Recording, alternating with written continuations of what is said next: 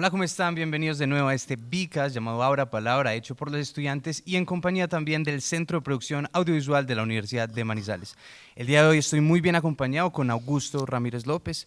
Augusto es profesor, docente de esta universidad, también un gran amante de lo audiovisual, ha hecho varios productos, con ello también ha ganado 2 premios de periodismo y por supuesto que estamos muy contentos de tenerlo aquí con nosotros en este programa, que la idea es hablar específicamente de cine de terror, una de sus grandes pasiones. Entonces me gustaría, bueno, primero, bienvenido, ¿cómo está, Augusto? No, muchas gracias. Muy chévere por el programa, por este Vicas y gracias por tenerme en cuenta y venir a hablar de este tema tan chévere. Claro que sí, Augusto, y precisamente el terror, que es de lo que estamos hablando, es un género quizás el predilecto a la hora de uno ir a verse películas con los amigos, el favorito a escoger. ¿Y qué tiene especial el terror para usted? ¿Por qué es tan importante? El terror lo que tiene de especial es que como que le habla a cada uno, es muy individual. Entonces sí, uno se va con los amigos y entonces está como esa mezcla, las dos cosas. Es el género, como dices, predilecto para ir con el combo de compañeros, para uno reírse, para molestar, para asustarse juntos. Pero también es el género que más le habla a la persona, que es más íntimo, por decirlo así. Lo veo por ese lado, entonces por eso me gusta como esa dicotomía y eso es lo que más me atrae del cine de terror y es que le habla a cada uno. Seguramente hubo un primer momento en el que usted sintió atracción o miedo. ¿Se acuerda de esa primera experiencia, esa primera película que quizás vio de niño y que hasta hoy todavía se acuerda?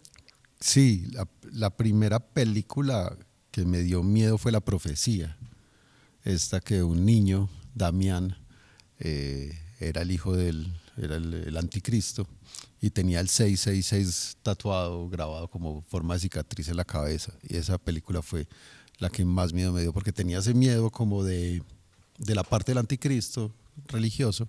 Tenía unos perros muy salvajes y tenía todo ese halo de misterio, de unas muertes inexplicables. Entonces, esa fue la primera película, esa fue la que más me ¿Y a gustó. qué edad se la vio? Creo que tenía 8 años. Y en su Algo. casa no le ponían problema por ver las películas, hubiera visto normal. Hay algo curioso porque es que es la película favorita de mi mamá también. Entonces mi mamá básicamente fue la que me la puso a ver. O sea, nos la vimos juntos. Ella no se la había visto, pues la alquilamos en Betamax en esa época. Y nos sentamos a verla. Obviamente mi mamá quedó aterrorizada porque yo quedé varias noches sin dormir. Pero a partir de ahí creo que nació mi gustico por ver ese tipo de películas.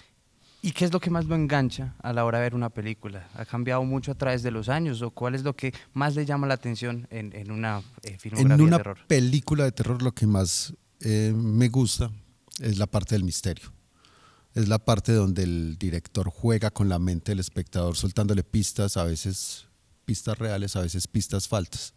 Y deja que el espectador sea quien termine, como decir, la historia. Entonces le suelta datos, le suelta algunas cosas y nosotros como espectadores somos los que unimos esas pistas, unimos esos caminos, tratamos de desenmarañar lo que está pasando y lanzamos hipótesis. Eso lo hace uno inconscientemente todo el tiempo mientras va viendo la película. Esa parte es la que más me gusta del cine de terror. Dentro de las películas de terror, ese pedacito es el que más me gusta. Es decir, el poder entender la película, esos pequeños aspectos. Y precisamente ya que está desglosando, se podría decir una película de terror, para usted, ¿qué es lo clave? Quería tener por lo menos una buena historia o algo que se vuelva memorable.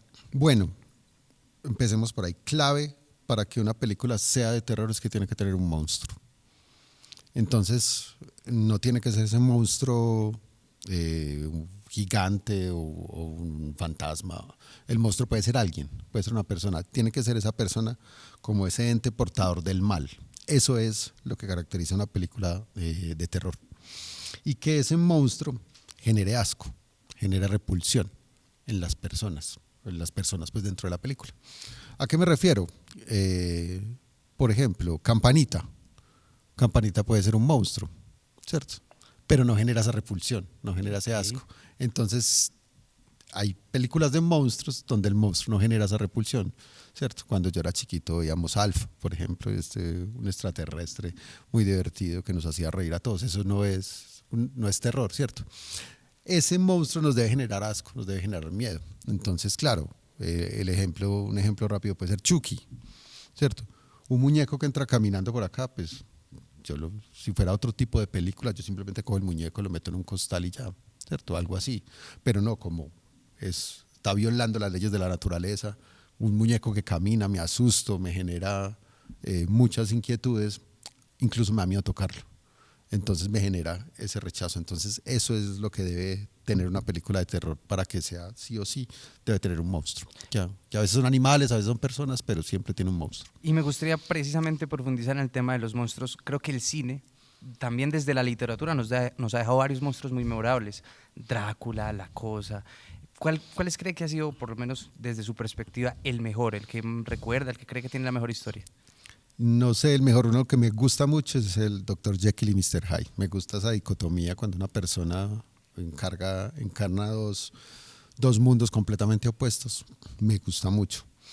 Pero digamos como monstruo clásico, el que siempre me ha marcado, digamos, es Drácula, Nosferatu.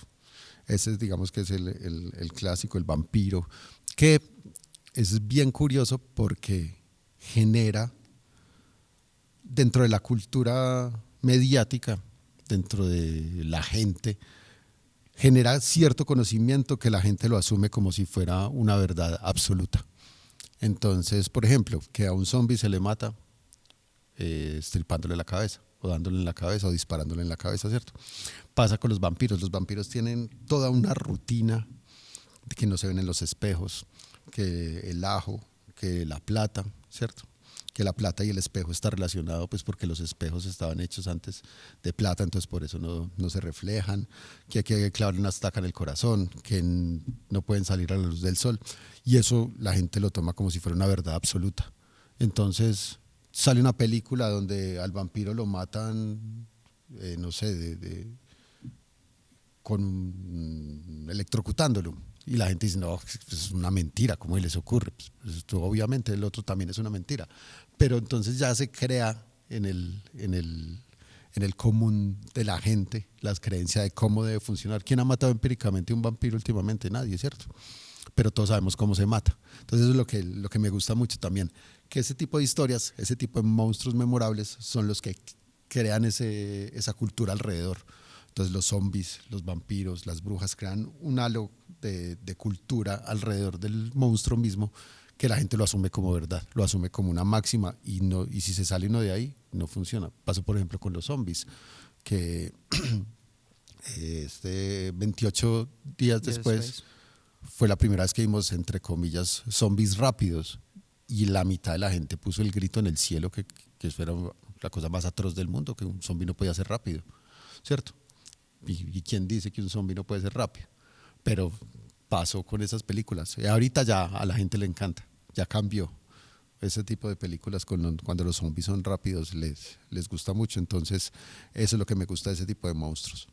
Claro, y es lo que usted dice, creo que el terror, como todos los géneros, ha evolucionado y asimismo es un género que dentro de sí tiene muchísimos subgéneros. Entonces está el body horror, los slasher, el gore y por supuesto el terror psicológico. ¿Cuál sería el monstruo en películas de terror psicológico? En películas de terror psicológico hay varios.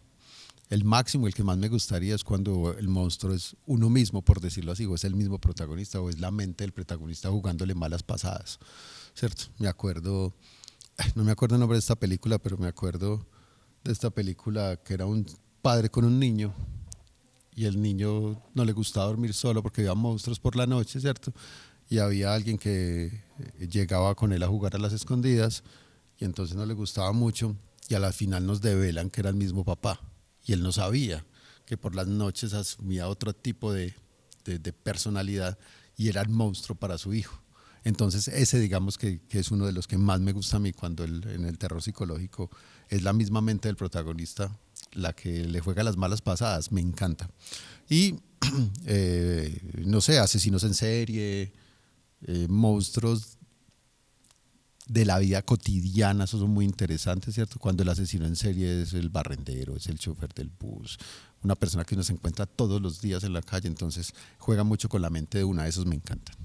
Aquí en Colombia tenemos varios monstruos, pues es un país realmente construido desde los mitos, las leyendas, la tradición oral es muy fuerte, ¿Cree que es bien explorado todo el tema? En Colombia, por ejemplo, la patasola, la madremonte, ese tipo de monstruos locales, ¿se ha explorado bien en películas o cree que hay un potencial que se puede destapar más adelante? Yo creo que no se ha explotado como debería.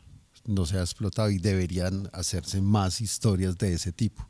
Sino que es complicado, digamos, es complicado cuando en un país no hay industria cinematográfica, ¿cierto? Como Colombia, aquí nadie vive de hacer películas. O sea, aquí hay gente que le gusta hacer películas y se consigue la plata y la hacen, pero no es que se levanten todos los días, que su trabajo sea hacer guiones, no, o que su trabajo sea maquillar para cine, no, o sea, aquí no hay gente que viva de eso. Como industria no tenemos, entonces me parece muy difícil llegar a ese tipo de historias que exigen ciertos niveles de producción un poquito más elevados en cuanto a maquillaje, en cuanto a puesta en escena y esas cosas. Pero sí tenemos un potencial grandísimo que deberíamos explorar, porque lo que hemos explotado son otro tipo de cine colombiano. Estamos, obviamente contamos lo nuestro, pero narcotráfico y esas cosas ya, yo creo que ya lo contamos lo suficiente, que también podríamos decir que ciertas películas de ese podrían ser películas de terror, ¿cierto? Pues una banda criminal, o sea, que más terrorífico que lo secuestren a uno y le pongan un collar bomba, pues porque este país se salta de la ficción a la realidad de una manera muy fácil y uno queda como aterrado, ¿cierto? Entonces la película gana premios en el exterior y nadie sabe que eso pasó aquí, entonces son cosas muy, eso sí es terror, ¿cierto? Pero sí faltan lo de los mitos, las leyendas, y cada cultura tiene la suya, y entonces me parece muy bonito eso, porque la patasola es general, pero si vamos a los llanos tienen sus monstruos, en las costas tienen sus monstruos, aquí en la zona cafetera tenemos otro tipo de monstruos, entonces deberíamos explotarlos un poquito más. Así es, recientemente estaba en un seminario que nos hablaban de la figura del fantasma y nos decían de que en Colombia lo más similar, el equivalente a fantasma sería las ánimas. Generalmente las abuelas le rezan a las ánimas, le piden cosas a las ánimas y cómo, o sea, ya, digamos que ya se tiene la plata, la producción, digamos que una empresa externa se interesa en mostrarlo. ¿Cómo mostrar esa cultura colombiana, digamos que las ánimas, por ponerle un ejemplo, en una película y que no solo sea exitosa, sino que demuestre y ponga bien a Colombia frente al resto de países que puedan verla? Allá se han realizado varios intentos, digámoslo así. Hay una película, se me escapa el nombre, una película colombiana donde hay un fantasma, toda la película persiguiendo a una chica, ¿cierto? Y esta ánima, como le decimos nosotros, eh, resulta, no, pues que para qué les cuento el desenlace, pero resulta siendo una relación demasiado íntima entre la persona y ese fantasma, ¿cierto? En las películas de fantasmas que vemos no tenemos tanta esa relación. El fantasma es una persona ajena, muchas veces una persona externa, y en la cultura de nosotros las ánimas son nuestros muertos, son nuestros seres queridos los que nos acompañan, ¿cierto? Que sería muy interesante tratar ese tema, pero le daríamos un vuelco al terror, porque como nosotros vemos las ánimas acá, es de una forma amigable. O sea, los fantasmas no lo vemos como una amenaza. En Colombia las ánimas son personas que nos ayudan, que nos protegen. Hay gente que le ayuda a encontrar objetos perdidos. Cuando los amigos se reúnen a tomar, echan un chorro al Por las piso ánimas. por las ánimas. O sea, hay una relación mucho más cercana. Entonces sería muy interesante darle ese vuelco al terror si lo miramos desde ese punto de vista. Bueno, ahí está un poco el panorama de lo que sería en Colombia. Ya en general, ya que estamos hablando de referentes, me gustaría aprovechar para preguntarle, porque al fin y al cabo creo que lo bueno que puede sacar esta charla es recomendaciones para que la gente vea entonces un poquito esos grandes referentes que han marcado también su forma de ver lo audiovisual, que ya sabemos que es algo en lo que usted ha estado muchísimos años. Bueno, aprovechando ahorita que está en cartelera, es la cuarta de la del Conjuro. Esas películas, digamos que son referentes para todo el mundo de terror, porque tienen mucho tipo de fantasmas, ¿cierto? Entonces está la ouija, está la muñeca, está el objeto que está poseído, está la casa que está embrujada, que son muchos elementos, y esa película los junta a todos. Entonces me parece muy interesante porque esas películas, las del Conjuro, tienen una mezcla de monstruos adentro. Entonces si les gusta el género y quieren aprender, pueden ver eso. Pero indiscutablemente, si quieren recomendaciones, me encantaría, y a todo el mundo es así, se la recomiendo de corazón que se la vean. Es una serie que está en Netflix que se llama The Haunting of Hill House. Es una serie de terror que particularmente tiene fantasmas en los fantasmas y salen fantasmas que no tienen nada que ver con la historia, entonces lo asustan a uno de una forma muy sutil. Por ejemplo, estaríamos nosotros acá hablando, y acá saldría una mano y se pone y se va. Y esa mano nunca sabemos quién fue, nunca nos cuentan qué pasó, simplemente es una casa embrujada. Es una mansión que está embrujada y una maldición que sigue a unos hermanos. Entonces me parece genial la forma como tratan los fantasmas en esa. Entonces ese es un referente actual, porque digamos que recomendar ahorita películas es complicado porque uno recomienda películas viejas y a la gente de las nuevas generaciones no les gusta, a los niños no se van a sentar a ver una película en blanco y negro, por decirlo así. Entonces ese referente es bueno, es una miniserie y tiene otra. Tiene una segunda parte con otra mansión, tiene Misa de Medianoche, que es otra serie del mismo director que tiene que ver con vampiros, digámoslo. Pues les cuento algo de la trama, un pequeño spoiler, pero bueno, tiene algo que ver con vampiros que le meten. Entonces las misas las hacen a medianoche para poder que los vampiros vayan a misa. Bueno, tienen un halo ahí detrás interesante, entonces esas la pueden ver. Hay un director que me gusta mucho, que es otro tipo de terror, ya yo lo llamaría terror. Son películas de miedo y miedo, que es Michael Haneke, que dirigió Funny Game, dirigió Amor, que son películas que le apuntan más a dejarlo a uno como angustiado, como que le hablan tanto a uno que uno queda como en shock, queda como tocado, ya sea en Funny Games por la violencia o por ejemplo en Amor queda uno desolado por el miedo a la vejez. Entonces ahí el monstruo en esa película podríamos decir que es la vejez misma, y entonces nosotros, si nos proyectamos en esa vejez que están viviendo ellos, salimos aterrorizados de esa película. Esas películas con ese terror tan sutil también las recomiendo mucho. Bueno, ahí tienen para todos los que nos están viendo distintas recomendaciones para que apunten, para que estén pendientes. Por ahora vamos a una pequeña pausa, pero después quédense porque vamos a seguir hablando de todo lo audiovisual, de cómo las películas de terror han evolucionado en este Vicast llamado Abra Palabra. Tejemos un relato de país en el que todos quepamos. Nuestra historia la andamos acompañando y construyendo con el otro, pero dejando una impronta con sello propio. La huella de una universidad que ha decidido que todas sus acciones deben estar encaminadas a narrar que lo distinto es viable y que no renuncia a la esperanza de tener una Colombia mejor.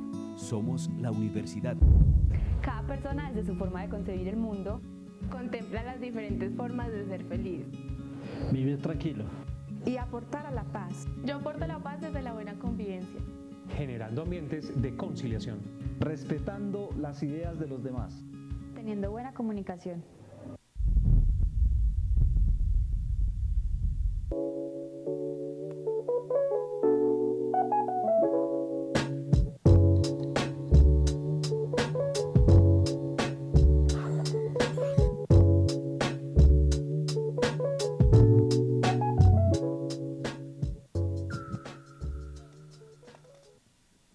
Hola, ¿cómo están? Bienvenidos nuevamente a este Vicast llamado Abra Palabra. Mi nombre es Juan Manuel Molina y aquí estamos charlando con Augusto Ramírez López, que nos estaba contando todo lo que ha vivido, todo lo que ha experimentado en tantos años viendo, analizando las películas de terror. Ya hablamos acerca de la tensión narrativa, de los monstruos. Me gustaría también, aprovechando su experticia en lo audiovisual, hablar acerca de los planos, los colores. Por ejemplo, quizás la mayoría de películas de terror tienen una tonalidad, así como usted está vestido, color negro, tonos grises, más oscuro, pero también se han experimentado recientemente, y no sé hace cuánto tiempo, películas que han manejado el terror de día, referentes como Midsommar, por ejemplo, que es películas de terror pero con la luz. ¿Cómo es eso? ¿Cómo usted, desde su experticia, precisamente, ve esas películas? Bueno, digamos que clásicamente las películas de terror siempre son oscuras. Siempre se juega es con el claroscuro, el contraluz. Es un contraste tonal que de hecho tiene que ver con el montaje tonal. Algo un poquito más técnico, pero tiene que ver con los tonos agresivos en un mismo plano, cambiando de un tono a otro indistintamente. Eso es para ocultar el monstruo, eso es para el misterio, para esconder el misterio. Pero sí, últimamente las películas están llevando el terror a los día. exteriores día, por decirlo de alguna manera. Y eso me parece muy interesante porque le llega más a la persona. No están apuntándole al terror, al jump scare en la sala, que simplemente de una parte oscura sale algo que uno no esperaba y uno brinca, sino que están apuntándole a un terror más psicológico. Le están apuntando a ese terror que uno se lleva para la casa. Entonces, asustar a la gente en un exterior día es muy difícil, ¿cierto? Tiene que jugar uno más con la mente de los espectadores. Entonces, esa es una evolución importante, pienso yo, sobre todo en la vida del terror psicológico. Porque no nos interesa que nos asusten en la película, sino que la película completa sea quien abarque el terror. Y esa es la que uno se lleva para la casa. Cuando uno sale de la película se lleva toda esa carga de terror encima. Y a eso le están apuntando. No brinca uno en la sala, no se asusta uno en la sala, que esa es, digamos, la parte divertida cuando uno va con los amigos. Pero se gana en cuanto al terror que uno se lleva para la casa. Entonces me parece muy importante ese tipo de cambio y muy osados.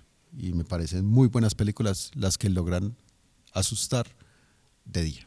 Eso es genial. Y es precisamente lo que usted habla, es de las sensaciones. Por ejemplo, yo valoro mucho cuando salga una película de terror incómodo, o sea, la incomodidad, porque es algo como, uff, me gustó, pero a la vez salí como con una sensación rara, una sensación o sea, estaba mejor antes de verla, pero claro, si no lo hubiera visto, no me hubiera entrado tanto a la cabeza. Me acuerdo también, por ejemplo, de Hereditary, si bien tiene escenas oscuras, también hay escenas de incomodidad con mucha luz.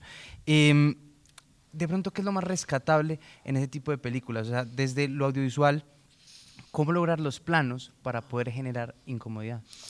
Un elemento muy común que pues, no tiene que ver con los planos es el sonido, ¿cierto? Entonces, el terror tiene una particularidad que es bien curiosa, y es que uno se asusta frente a la pantalla y uno reacciona físicamente, o sea, el cuerpo reacciona, el cuerpo suda, hay taquicardia, las rodillas tiemblan y es físico lo que se siente. Entonces por eso esa incomodidad es tan interesante en el terror, porque uno la siente físicamente y de verdad, ¿cierto? O sea, no es de mentira que le suben a uno las manos, no es, o sea, si uno tuviera un electrocardiograma pegado, la taquicardia está presente, los niveles, la presión se sube, eso es muy interesante. Y entonces, aparte del brinco en los planos o de esconder ciertas cosas en los planos, el sonido ayuda mucho. Entonces, yéndolo a los extremos, en los agudos, para incomodidad, ¿cierto? Un sonido agudo incomoda mucho, entonces a veces cuando van a acompañar sus planos con un sonido agudo, incomoda mucho. Pero uno muchas veces no se da cuenta, y en ciertas escenas hay un bajo, muy bajo, de fondo retumbando, muy suave, y uno no tiene nada que ver con la música, no tiene nada que ver, digamos, con los sonidos que están pasando en la escena, pero está presente ese bajo le retumba en el pecho, y esa vibración aquí ayuda a esa angustia. Entonces, uno de los recursos que se usan mucho es ese sonido bajo en las escenas, cuando justo antes de la aparición nos van introduciendo lentamente con esos bajos y como que la película va preparando el cuerpo para ese asusto, y ese bajo, esa vibración ayuda muchísimo a que uno se asuste. ¿Y qué películas recuerda o destaca precisamente por el audio, por el sonido? Por el sonido hay Siniestro. Esa película me gustó mucho en el sonido. Se llama Siniestro. Es una película de un padre que encuentra unas grabaciones en el ático de la casa y empiezan a aparecer cosas. Me gustó muchísimo cómo mezclaban el sonido de las proyecciones que veía el padre con la vida real, y cómo se mezclaban y se cruzaban esos sonidos, como que extrajeron muy bien el sonido de la parte, digamos, de ficción dentro de la ficción, dentro de la película que ve a los padres y la trasladan a la realidad y asustaba al padre y a los niños. Entonces, esa me gustó mucho. Siniestro, la recomiendo también. Recomendadísima. Y entiendo también que parte de un metraje encontrado, que es otro de los géneros de que estamos hablando, horror, slasher, lo paranormal, por supuesto el psicológico. ¿Cuál de todos los géneros, que son muchos, que existen dentro del cine de terror, cree que es el más difícil de hacer?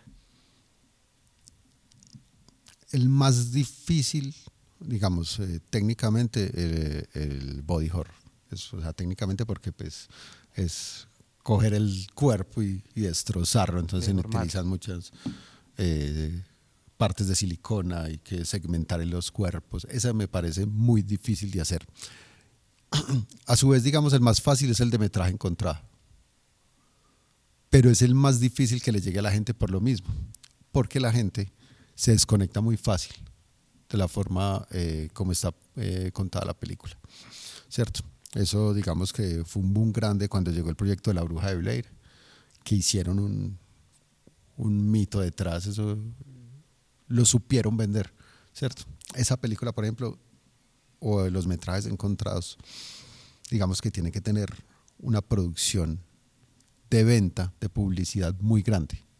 Entonces me parece fácil de hacer, pero me parece muy difícil de hacer uno bueno, porque la forma de venderlo y la forma de llegar a la gente me parece muy complicada. Entonces, digamos, técnicamente el body horror es muy difícil y el metraje encontrado, por hacer que le llegue a la persona, que a la gente le guste, me parece muy difícil. Y dice que el metraje encontrado es fácil también porque se puede lograr teniendo poco presupuesto, supongo, ¿cierto? Sí, ese se puede hacer con una cámara casera, 3 actores, asegúrense que los actores no sean conocidos, entonces son baratos. Un metraje encontrado con Brad Pitt y Tom Cruise, pues muy difícil. No sería creíble. No sería creíble. Entonces hay que buscar gente que nadie conozca, baratos, que no sepan actuar porque tienen que actuar como la vida real, entre comillas, entonces que no sean sobreactuados, sino que simplemente actúen y con una cámara casera graben. Eso es. O sea, toda la esencia está en el guión, toda la esencia está en la historia. Y con lo de los actores me surge una duda y es que, claro, creo que gran parte del proceso para que una película de terror funcione es que el actor transmita, que uno crea que el actor está asustado. Entonces, no solo preguntarle qué tan importante es tener un buen actor, sino también si cree de que esas actuaciones en películas de terror son bien reconocidas en los premios. No, no son reconocidas en los premios y creo que hay una falla ahí porque si uno ve que está sobreactuado, de una se pierde la magia, se pierde el enganche que uno tiene con la película de terror. Entonces, claro, uno está metido en la escena, uno ya está esperando que lo asusten, ¿cierto? Y en el momento que pasa, uno ve que ese actor está desconectado, lo desconecta uno también. Y los premios como que no valoran mucho las actuaciones de terror, todas las películas de terror. O sea, es muy difícil, por ejemplo, que a mejor película se nomine una película de terror. Pasó, por ejemplo, podríamos decir, El silencio de los inocentes, pasó, que ganó muchos premios, pero en general no son bien vistos. Tienen sus festivales aparte, eso sí. Entonces, montan sus festivales aparte y ahí es donde brillan este tipo de actuaciones, brillan las películas, brillan los guiones, brillan todos los efectos especiales. Ahí es donde se centran. Les recomiendo, si les gusta el tema, que sigan el Festival de Sitges en Barcelona, que es el festival de terror y fantástico. Y ahí es el referente, los que ganan ahí son los referentes de las buenas películas o de las mejores películas del año. Yo creo que por ahí, si están buscando, por ahí pueden buscar. Y ya para finalizar, como una pregunta de cierre, me gustaría que nos cuente, también en forma de invitación quizás, cómo ha cambiado su forma de ver el mundo después de ver tantas películas de terror. No sé si les pasa a todos, pero ya las películas de terror me divierten mucho, no me dan mucho miedo, ¿cierto? No me angustio yo después de salir de una película de terror como lo hacía antes. Entonces, claro, uno después de ver tanta película, de ver tantas escenas de terror, uno se asusta en el momento de la película, uno lo disfruta, pero no me quedo con eso. Eso es como, digamos, que en lo que ha cambiado y lo disfruto mucho. Entonces, muchas veces cuando veo gente, por ejemplo, veo películas muy sangrientas con gente, la gente le molesta que yo me ría en ciertos momentos Entonces, ahí por ahí ha cambiado mucho, pero me divierten hartísimo cuando hay tripas en el piso, sesos. Me divierte mucho, me río cuando eso pasa y me gozo eso. Y a la gente muchas veces le molesta, entonces eso ha cambiado mucho en mí, sobre todo porque antes yo era de los que me asustaba mucho y me tapaba, ya no, ya me encanta. Y si la película la estoy viendo en mi casa, la retrocedo y vuelvo y veo las escenas sangrientas, me encanta. Bueno, Augusto, agradecerle de parte de todo el equipo por estar aquí, por compartirnos su experiencia analizando las películas de cine de terror. Por supuesto que es un programa que dejó muchísimas recomendaciones para que, por supuesto, que las escriban, se programen para aprovechar este género que ha evolucionado y que seguramente estará con nosotros durante muchos años. Mi nombre es Juan Manuel Molina y estoy aquí en este Vicas con ustedes. Nos vemos en el próximo episodio. Muchísimas gracias.